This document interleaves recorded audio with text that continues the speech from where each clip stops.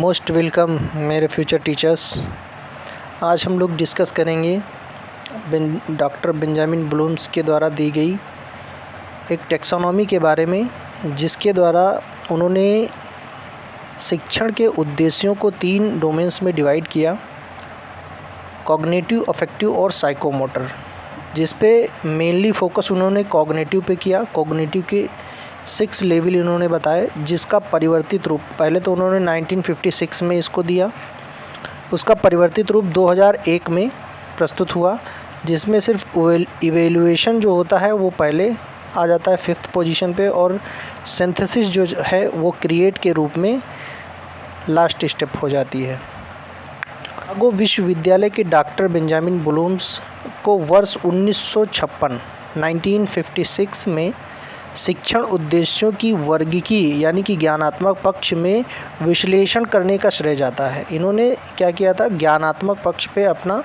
ज़्यादा फोकस किया था, जिसने शैक्षिक मूल्यांकन एवं पाठ्यक्रम परिवर्तन को आधार प्रदान किया, आधार फाउंडेशन प्रोवाइड किया इन्होंने। इसके बाद आए हमारे कर्तवाल, ब्लूम एवं मसीहा। इन तीनों ने मिल करके भावात्मक पक्ष के शिक्षण के उद्देश्यों का विश्लेषण वर्ष 1964 में किया। इन तीनों ने मिल करके 1964 में इसका विश्लेषण किया, किसका, भावात्मक पक्ष का। ठीक है। नेक्स्ट क्या है, भारत में ब्लूम द्वारा प्रतिपादित वर्गीकी को आधार मानकर regional college of educational Mysore ने शिक्षण उद्देश्यों का एक परिवर्तित रूप प्रस्तुत किया, यानी कि वो जो 2001 में प्रस्तुत किया गया था वो इसी कॉलेज के द्वारा प्रस्तुत किया गया था, जिसे क्या बोला गया, regional college education management system. ठीक है। नेक्स्ट हम देखते हैं क्या है, यह वर्गीकरण शिक्षा व मनोविज्ञान के सिद्धांतों पर आधारित है। मनोवैज्ञानिक दृष्टिकोण से शैक्षिक वर्गीकी मानव व्यवहार का सही क्रमबद्ध वर्गीकरण है, यानी कि जो बच्चा व्यवहार करता है उसको क्रमबद्ध तरीके से अध्ययन के रूप में इन्होंने प्रस्तुत किया। शैक्षिक वर्गीकी का सबसे महत्वपूर्ण उपयोग शिक्षण उद्देश्यों व संबंधित कार्यों में संप्रेषण शुद्धता लाना है, यानी कि एक्यूरेसी ऑफ कम्युनिकेशन। नेक्स्ट हमारा है शैक्षिक उद्देश्यों की वर्गीकी शिक्षण के क्षेत्र में अनुसंधान को भी आधार प्रदान करती है, यानी कि अनुसंधान मतलब होता है रिसर्च को भी आधार प्रदान करती है। लक्ष्य, साधन और साक्षी। लक्ष्य, साधन यानी कि आपका क्या गोल है, साधन यानी कि आपके जो इंस्ट्रूमेंट हैं, और साक्षी यानी कि जो जाने वाला है, के मध्य परस्पर अंतः संबंध शिक्षण को अर्थपूर्ण व प्रभावी बना सकते हैं। ये उद्देश्य जो है इनके आधार पर जो है आप एक रिसर्च जो करते हैं, यानी कि आपका जो गोल है उस पर आप रिसर्च कर रहे हैं, और रिसर्चर जो है वो वहाँ तक पहुँचने में उसको मदद मिलती है।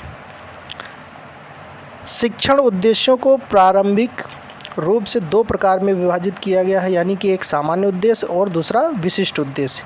सामान्य उद्देश्य वे उद्देश्य हैं जो शिक्षण प्रक्रिया से पूर्णतया संबंधित होते हैं, यानी कि ये जो सामान्य और विशिष्ट उद्देश्य हैं बेसिकली इन्हीं का उपयोग आपका होगा आपके लेसन प्लान में। तो लेसन प्लान में ये जो सामान्य उद्देश्य आपके रहते हैं, इन्होंने क्या यूज़ किया यहाँ पे, शिक्षण प्रक्रिया, यानी कि शिक्षण आप किस विषय का कर रहे हैं, ये आपके विषय से संबंधित होते हैं। किससे संबंधित होते हैं, ये आपके विषय से संबंधित होते हैं। यानी कि साइंस का कर रहे हैं तो ये उद्देश्य आपके साइंस से रिलेटेड होंगे। अगर आप मैथ का कर रहे हैं तो मैथ से रिलेटेड होंगे। आप हिस्ट्री का कर रहे हैं, हिस्ट्री से रिलेटेड होंगे। सामान्य उद्देश्य, ना कि विशिष्ट उद्देश्य। और ये विशिष्ट उद्देश्य आपके किससे रिलेटेड होंगे, विशिष्ट उद्देश्य साधारणतया पाठ्य वस्तु के प्रतियों या सिद्धांतों तक ही सीमित होते हैं, यानी कि ये आपके टॉपिक से रिलेटेड होते हैं। टॉपिक से रिलेटेड यानी कि प्रकरण से रिलेटेड। ठीक है, ये आपके प्रकरण से रिलेटेड होते हैं और ये आपके विषय से रिलेटेड होते हैं। शिक्षण अधिगम प्रक्रिया द्वारा किस प्रकार की उपलब्धि होगी, इन तथ्यों के नियोजन की शुरुआत शिक्षण अधिगम या अनुदेशात्मक उद्देश्यों से स्पष्ट निर्धारण की जानी चाहिए। यानी कि इन्हीं तथ्यों के आधार पर अपने शिक्षण कार्य के उद्देश्यों का निर्धारण किया जाना चाहिए। इन उद्देश्यों का सीधा संबंध विद्यार्थी के व्यवहार में अपेक्षित परिवर्तन लाने से होता है, जो उसके व्यवहार के सभी पक्षों यानी कि उसके ज्ञान को, बुद्धि को, भावों को यानी कि फीलिंग्स को, और क्रियात्मक यानी कि जो वो कार्य करेगा शारीरिक रूप से, उसको प्रभावित करते हैं। ठीक है। नेक्स्ट क्या है, ब्लूम ने महाविद्यालयों व विश्वविद्यालय परीक्षकों की एक अमेरिकन समिति के द्वारा प्रस्तुत की गई शैक्षिक उद्देश्यों का वर्गीकरण यानी कि टैक्सोनॉमी ऑफ एजुकेशनल ऑब्जेक्टिव नामक रचना का संपादन किया। ठीक है, इनके ही द्वारा इसका संपादन किया गया था। नेक्स्ट क्या है, टैक्सोनॉमी का अर्थ वर्गीकरण करने की एक प्रणाली है, यानी कि टैक्सोनॉमी जो वर्ड इन्होंने यूज़ किया, ये वर्गीकरण करने की एक प्रणाली है। जिस प्रकार ये एक दूसरे से तुलना हमने कर दी है यहाँ पे, जैसे जिस प्रकार जॉन डीवी ने पुस्तकालय की विभिन्न पुस्तकों एवं ग्रंथों के अलग अलग वर्गीकरण के लिए दशमलव प्रणाली, कौन सी प्रणाली इन्होंने यूज़ की थी, दशमलव प्रणाली प्रस्तुत की थी, वैसे ही ब्लूम ने एक टैक्सोनॉमी यानी कि वर्गीकरण करने के लिए, शैक्षिक उद्देश्यों का वर्गीकरण करने के लिए अपनी टैक्सोनॉमी प्रस्तुत की है। ब्लूम ने भी उद्देश्यों का वर्गीकरण करने में कार्य कुशलता का परिचय देकर शैक्षिक उद्देश्यों को बहुत ही सहज एवं स्पष्ट बना दिया है। यानी कि इन्होंने किस दशमलव प्रणाली का उपयोग किया था, जॉन डीवी ने, और हमारे ब्लूम्स जी जो हैं उन्होंने क्या किया है, टैक्सोनॉमी वर्गीकरण के द्वारा शैक्षिक उद्देश्यों को बहुत ही सहज और स्पष्ट बना दिया है। शैक्षिक उद्देश्यों का वर्गीकरण इस आधार पर किया जाता है कि शिक्षण अधिगम प्रक्रिया किसी पाठ्य वस्तु या अधिगम अनुभव द्वारा विद्यार्थियों के व्यवहार में परिवर्तन लाने का एक प्रयास है।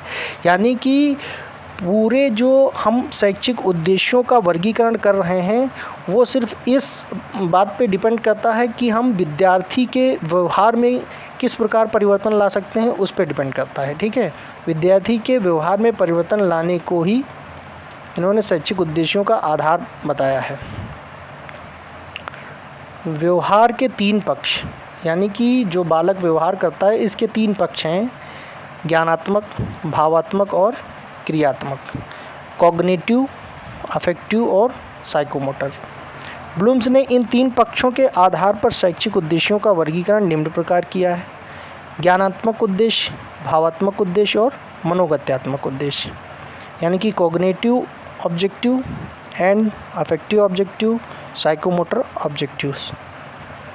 इस वर्गीकरण का आधार इन्होंने क्या आधार माना है, मूर्त से अमूर्त, यानी कि from concrete to abstract, from सरल टू जटिल, यानी कि from simple to complex. Bloom और उनके सहयोगियों ने भी शिकागो विश्वविद्यालय में इन तीनों वर्गों का वर्गीकरण प्रस्तुत किया। ज्ञानात्मक पक्ष का ब्लूम ने 1956 में, भावात्मक पक्ष का ब्लूम, कर्थवाल एवं मसीहा ने 1964 में, मनोगत्यात्मक पक्ष का सिम्पसन ने 1966 में वर्गीकरण प्रस्तुत किया। ये वर्गीकरण इन्होंने एक टेबल प्रस्तुत की शिक्षण के उद्देश्य, जिसमें पहला है ज्ञानात्मक, भावात्मक और मनोगत्यात्मक। ज्ञानात्मक के भी लेवल्स हैं, यानी कि जो टोटल 6 लेवल्स हैं: ज्ञान, बोध, प्रयोग, विश्लेषण, संश्लेषण और मूल्यांकन। Knowledge, comprehension, application, analysis, synthesis and evaluation. अभी नेक्स्ट जो है भावात्मक। भावात्मक में क्या है, ग्रहण करना, अनुक्रिया, उन्मूलन, विचारना, व्यवस्था या मूल्य समूह का विशेषीकरण। Receiving, responding, valuing, conceptualization, organization and character of a value system. इन सब का जो है हमने इसका भी 6 का और इसका भी 6, इन 6 का, इन सब का हमने एक शॉर्ट ट्रिक बनाया है, जो वीडियो के लास्ट में हम बताएंगे आप लोगों को कि इसको याद करने की शॉर्ट ट्रिक क्या है। याद करने की बहुत अच्छी एक ट्रिक है जिसके द्वारा हम याद कर सकते हैं, याद रख सकते हैं इसको। मनोगत्यात्मक के भी इन्होंने 6 पार्ट बताए हैं, उद्दीपन, कार्य करना, नियंत्रण, समायोजन, स्वाभाविकरण और आदत निर्माण। ठीक है, impulsion, manipulation, control, coordination, naturalization and habit formation. तो आगे हम लोग चलते हैं, अब देख लेते हैं कि ज्ञानात्मक उद्देश्य के बारे में इन्होंने क्या बताया। इसमें फर्स्ट लेवल हमारा आता है ज्ञान, नॉलेज। ज्ञान से तात्पर्य अधिगम सामग्री में निहित शब्दावली, तथ्यों, नियमों, सिद्धांतों, मानदंडों, मान्यताओं, परंपराओं, विधियों आदि को मानसिक स्तर पर स्पष्ट रूप से समझने से है। यानी कि आपका यहाँ पे क्या काम कर रहा है, हेड। अच्छा, ये जो तीनों फैक्टर रहते हैं ये संबंधित किससे रहते हैं, ज़रा इसको भी एक पॉइंट पे नोट कर लो। ज्ञानात्मक पक्ष आपके हेड से संबंधित रहता है, ये भावात्मक पक्ष आपके हार्ट से संबंधित रहता है और मनोगत्यात्मक आपके हैंड से संबंधित रहता है। इस 3H के नाम से भी इसको जानते हैं। ठीक है, यहाँ पे हमारा हेड यूज हो रहा है, हेड। ठीक है, इसमें क्या क्या आता है मानसिक स्तर पर, विधियों एवं प्रविधियों का ज्ञान होना चाहिए, मान्यताओं एवं परंपराओं का ज्ञान, सिद्धांतों एवं सामान्यीकरण का ज्ञान, विषय के अंतर्गत पाए जाने वाले वर्गीकरण व श्रेणियों का ज्ञान, विशिष्ट बातों का ज्ञान, प्रक्रियाओं व घटनाओं की विधियों का ज्ञान और विशिष्ट तथ्यों को प्राप्त करने की विधियों का ज्ञान। नेक्स्ट हम लोग देखते हैं कि इसका वर्गीकरण ज्ञान को भी इन्होंने 3 पार्ट में डिवाइड किया था। तो अब ज्ञान में क्या कौन कौन से पार्ट आते हैं, विशिष्ट बातों, अभी ऊपर सबसे पहले हमने देखा था विशिष्ट बातों का ज्ञान, यानी ये बातों में भी एक तो शब्दावली का ज्ञान होना चाहिए और विशिष्ट तथ्यों का भी ज्ञान होना चाहिए। शब्दावली में जैसे कौन सा, परिभाषाओं का ज्ञान होना चाहिए और दूसरा क्या होना चाहिए, स्थिति, व्यक्ति, तिथियों और घटनाओं का ज्ञान होना चाहिए। ये आपकी विशिष्ट बातें हो गई। साधन तथा उपयोग का ज्ञान, यानी कि knowledge of means and methods. इसमें क्या आता है कि परंपराओं का ज्ञान होना चाहिए, क्रम एवं प्रवृत्तियों का ज्ञान होना चाहिए, विधियों और मानदंडों का ज्ञान होना चाहिए, श्रेणियों तथा वर्गीकरण का ज्ञान होना चाहिए। थर्ड कौन सा है, सार्वभौमिक तथ्यों एवं अमूर्त तथ्यों का ज्ञान। इस प्रकार व्यवहार में आ जाते हैं, वो कौन से हैं, अनुवाद, अंतर्वेशन और बहिर्वेशन, यानी कि ट्रांसलेशन, इंटरप्रिटेशन। प्रयोग तो जानते ही हैं आप लोग, नियमों एवं सिद्धांतों का सामान्यीकरण करना, निदान करना, नई परिस्थितियों में प्रयोग करना। विश्लेषण, एनालिसिस। विश्लेषण क्या होता है, कई एक चीज़ को, एक समस्या को कई टुकड़ों में तोड़ देना। इसके भी 3 स्तर होते हैं।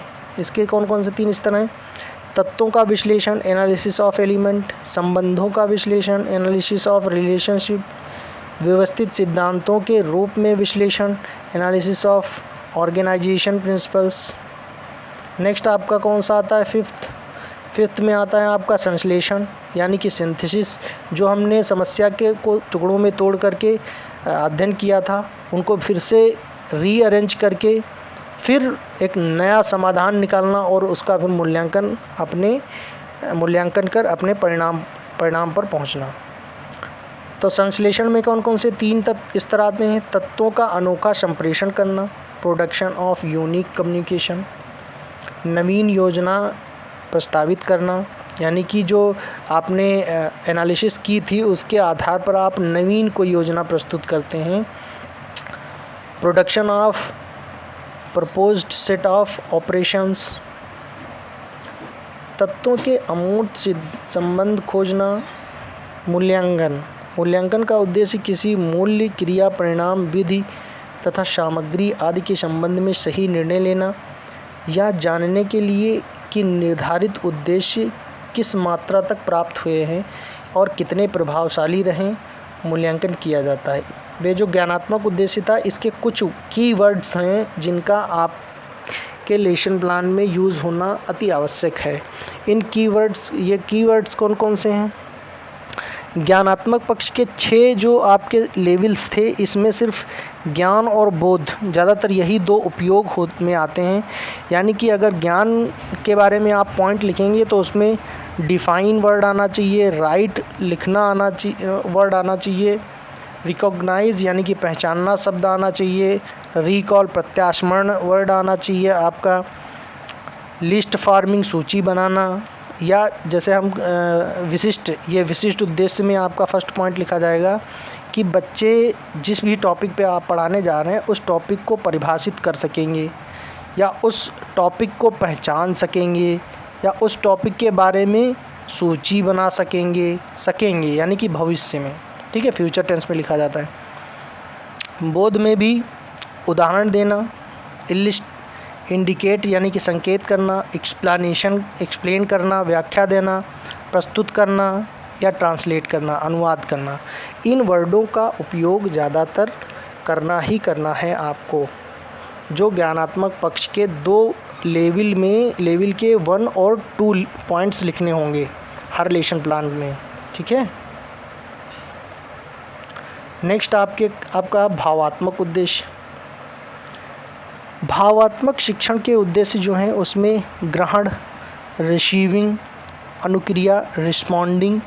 भावात्मक जो पक्ष होता है उसमें जो रिसीविंग है वह प्रथम निम्न स्तर है। इसमें 3 स्तर आते हैं, वो कौन से हैं? क्रिया की जागरूकता, क्रिया प्राप्त करने की इच्छा, क्रिया का नियंत्रित ध्यान, ठीक है। नेक्स्ट आपकी अनुक्रिया, रिस्पॉन्डिंग, इसके भी 3 स्तर होते हैं। अनुक्रिया में सहमति, अनुक्रिया की इच्छा, अनुक्रिया में संतोष, ठीक है।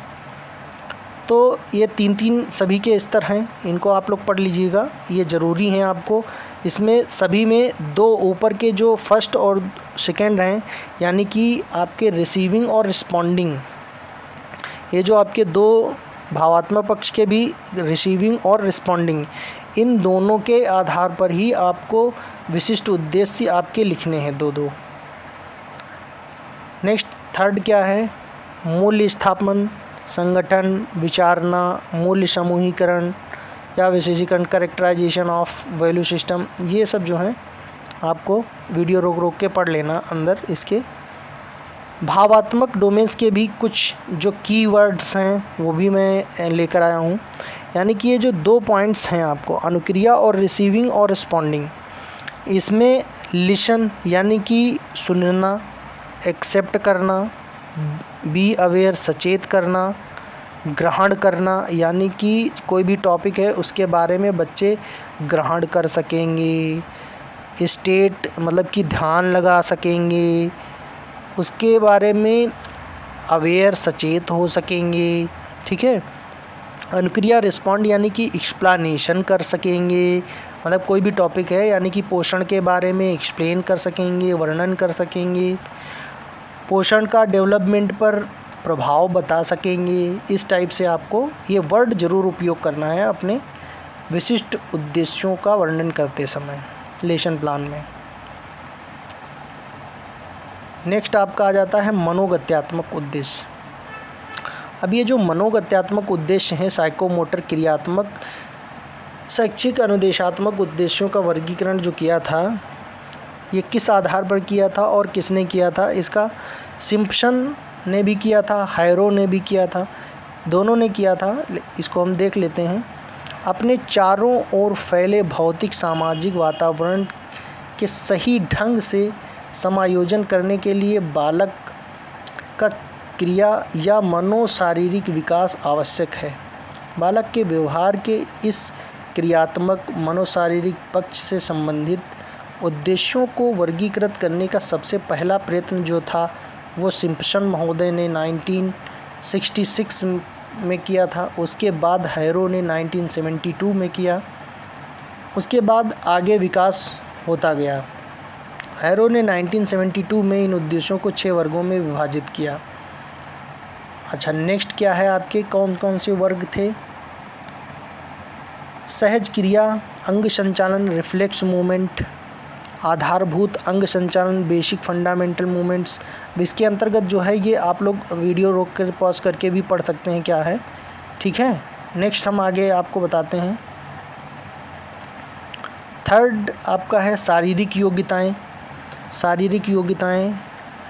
चौथा आपका प्रत्यक्षीकरण योग्यताएं। परसेप्चुअल एबिलिटी, और ये कौन सी हैं, फिजिकल एबिलिटी। इनके बारे में आप लोग इसको रोक करके अंदर पढ़ लीजिएगा तो अच्छे से समझ में और आ जाएगा। 5th नंबर पे क्या है, कौशल युक्त अंग संचालन, स्किल्ड मूवमेंट, सहसंबंध व सांकेतिक संप्रेषण, नॉन डिस्कसिव कम्युनिकेशन। अब मनोगत्यात्मक के भी कुछ की पॉइंट्स हैं, की वर्ड्स हैं, जिसमें भी आपको मनोगत्यात्मक के जब विशिष्ट दो विशिष्ट स्पेसिफिक ऑब्जेक्टिव्स जब लिखने होंगे लेसन प्लान में, तो आपको इसी में से परसेप्शन और कोऑर्डिनेशन, इन्हीं में से कोई ना कोई वर्ड आपका आना चाहिए। यानी कि आप जब बनाएंगे कोई भी टॉपिक, यानी कि आप बना रहे हैं कंकाल, तो कंकाल का डायग्राम निर्मित कर सकेंगे, बना सकेंगे। टू स्केच यानी कि कंकाल का चित्र बना सकेंगे, ये आप लिखेंगे मनोगत्यात्मक में। और उसका डिज़ाइन तैयार कर सकेंगे। नेक्स्ट आपका जो गाइडेड रिस्पॉन्स है, इसमें से भी ले सकते हैं। कंकाल को पहचान सकेंगे कि ये मनुष्य का है, जानवर का है, किसका है, इस टाइप से आप उन चीज़ों को पहचान सकेंगे। भविष्य में पहचान सकेंगे, इस टाइप से आप उसमें वर्ड यूज कर सकते हैं। नेक्स्ट आपका आ जाते हैं ट्रिक पे। अब जो है हम शॉर्ट ट्रिक आपको बताते हैं, जिसके द्वारा आप जो भी डोमेन्स पढ़ रहे हैं, यानी कि कॉग्निटिव डोमेन्स जो ब्लूम ने 1956 में दिया था, उसको याद करने की ट्रिक क्या है। आप याद ऐसे कर लीजिए, you know compare application to another synthesis evaluate. आप नोट करते जाइएगा। नो मतलब नॉलेज, नॉलेज मतलब ज्ञान, और कंपेयर मतलब कम्प्रीहेंसन, एप्लीकेशन यानी कि प्रयोग, कम्प्रीहेंसन मतलब बोध, एप्लीकेशन मतलब प्रयोग, अनदर मतलब एनालिसिस, और सिंथेसिस तो संश्लेषण, एनालिसिस मतलब कि विश्लेषण, और इवेल्युएट यानी कि मूल्यांकन। ठीक है, तो ये आपके हो गए ब्लूम के ज्ञानात्मक पक्ष के शॉर्ट ट्रिक। आप इसको याद कर सकते हैं। अफेक्टिव डोमेन्स जो ब्लूम, कर्तवाल और मसीहा ने 1984 में दिया था, उन्होंने क्या दी, RR मूवी तो सभी ने देखी होगी। RR जो RRR आई थी, वो मूवी देखी होगी। उसके आधार पे मैंने ये ट्रिक बनाई है कि RR की वैल्यू ऑर्गेनाइज्ड कैरेक्टर की वजह से बढ़ी। तो इसमें हमारे रिसीविंग, रिस्पॉन्डिंग, वैल्यूइंग, ऑर्गेनाइजिंग और कैरेक्टराइजिंग, ये जो हैं पांचों आपके इसमें आ जाते हैं। नेक्स्ट आपकी कौन सी है, मनोगत्यात्मक में जो ब्लूम के अकॉर्डिंग है, अकॉर्डिंग टू ब्लूम, क्योंकि मनोगत्यात्मक कई लोगों के द्वारा दिए गए हैं, तो सिम्पसन के द्वारा भी देखते हैं, फिर हैरो के द्वारा भी देखते हैं। तो ब्लूम के मनोगत्यात्मक को याद करने के लिए एक परसेप्शन यानी कि प्रत्यक्षीकरण सेट कर, एक परसेप्शन सेट कर गाइडेड रिस्पॉन्स में मैकेनिज्म के कॉम्प्लेक्स ओवर को कम करना। तो परसेप्शन सेट यानी कि कोऑर्डिनेशन, फिर गाइडेड रिस्पॉन्स मिलेगा आपको, मैकेनिज्म का फॉर्मेशन करना, फिर कॉम्प्लेक्स को ओवरकम कर देना और रिस्पॉन्स करना। ये आपके होते हैं मनोगत्यात्मक। साइकोमोटर्स डोमेन जो सिम्पसन के द्वारा दिए गए थे, उसकी शॉर्ट ट्रिक ये है कि अपनी भावनाओं को स्टिमुलेट कर, क्योंकि उन्होंने बोला था stimulate, manipulate and control behaviour के साथ कोऑर्डिनेशन कर, नेचर के साथ जुड़कर हैबिट का फॉर्मेशन करो। ठीक है, तो यहाँ पे स्टिमुलेट करना, मैनिपुलेट करना, कंट्रोल करना, कोऑर्डिनेशन बनाना, नेचुरलाइजेशन करना, हैबिट का फॉर्मेशन करना, ये आपके 6 इसमें हो जाते हैं। नेक्स्ट आपका हैरो महोदय ने क्या दिया था, हैरो महोदय ने दिया था रिफ्लेक्शन एक बेसिक फंडा है फिजिकल एंड परसेप्चुअल एबिलिटी की स्किल्स को नॉन डिस्कसिव कम्युनिकेशन से डेवलप करने का। अभी ये जो हम लोगों ने ऊपर पढ़ के आए हैं, reflection basic fundamental, physical ability, perceptual abilities, skill development, non discursive communication. ये जो आपको 1 2 3 4 5 6 ये 6 हम लोग ऊपर पढ़ के आए हैं ना, वही वाले हैं। तो 6 लेवल्स में हैरो ने भी डिवाइड किया। शॉर्ट ट्रिक, रिफ्लेक्शन एक बेसिक फंडा है फिजिकल एंड परसेप्चुअल एबिलिटी की स्किल्स को नॉन डिस्कसिव कम्युनिकेशन से डेवलप करने का। ये आप एक स्टेटमेंट टाइप से याद कर सकते हैं। सो थैंक यू गाइज़, ये तो हमारा था ब्लूम टेक्सोनॉमी। अब इसी के आधार पर ये जो इसमें कुछ पॉइंट्स दिए हैं इनको आप ज़रूर ध्यान में रखिएगा।